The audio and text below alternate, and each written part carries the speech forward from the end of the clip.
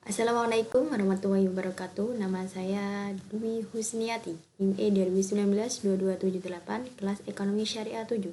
Di sini saya sebagai pemateri kedua akan menjelaskan mengenai faktor-faktor penyebab kegagalan pasar. Di antaranya ada eksternalitas. Eksternalitas ini disebut juga dengan dampak sampingan, merupakan masalah lain yang menyebabkan kegagalan pasar dalam mengalokasi faktor-faktor produksi secara efisien. Eksternalitas ini timbul dikarenakan tindakan konsumsi atau produksi dari satu pihak mempunyai pengaruh terhadap pihak yang lain dan tidak ada kompensasi yang dibayar oleh pihak yang menyebabkan ataupun kompensasi yang diterima oleh pihak yang terkena dampak tersebut.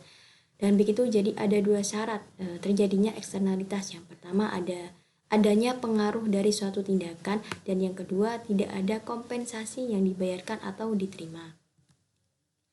Eksternalitas ini dalam perekonomian terdapat 4 kemungkinan, yaitu yang pertama ada konsumen dan konsumen, yaitu tindakan seorang konsumen yang menimbulkan eksternalitas bagi konsumen lain. Contohnya nih, Doni memainkan piano dan didengarkan oleh tetangganya yang senang menikmati musik atau suara piano. Dengan begitu timbullah eksternalitas positif dengan hubungan ini antara konsumen dan konsumen, karena saat Doni bermain piano tidak bermaksud untuk menyenangkan tetangganya mendapat kenikmatan tanpa harus membayar suatu apapun kepada Doni.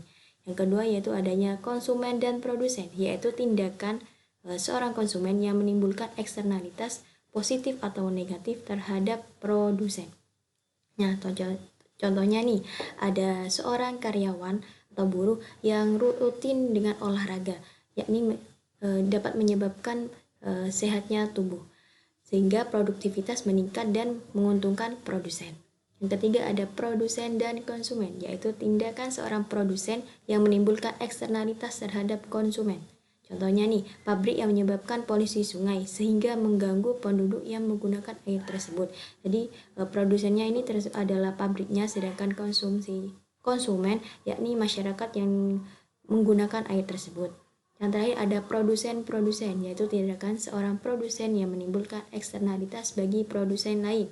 Contohnya nih, sebuah pabrik menimbulkan polusi air mengakibatkan kenaikan biaya produksi perusahaan lain yang menggunakan juga air tersebut sebagai salah satu faktor produksi. Faktor kelima yaitu adanya pasar tidak lengkap atau incomplete market, yakni terdapat beberapa jenis jasa yang tidak diusahakan oleh pihak swasta dalam jumlah yang cukup, walaupun penyediaan jasa tersebut lebih kecil daripada apa yang mau dibayar oleh masyarakat. Sehingga kondisi ini disebut dengan pasar tidak lengkap. Karena tersebut contohnya saja pada asuransi untuk menghadapi suatu risiko tertentu.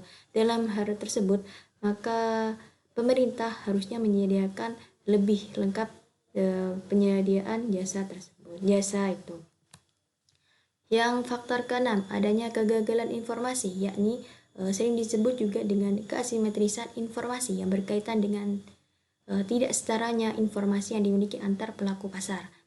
Banyak nih contohnya di dalam kita melakukan pekerjaan sehari-hari. Contohnya, ada para petani dan pelaut sangat membutuhkan informasi mengenai perakiraan cuaca. Akan tetapi tidak ada pihak swasta yang menyediakan informasi mengenai perakiraan cuaca tersebut. Jadi kekurangnya penyesuaian pengembangan sistem yang dikelola oleh pihak swasta. Demikian pemaparan saya. Terima kasih. Wassalamualaikum warahmatullahi wabarakatuh.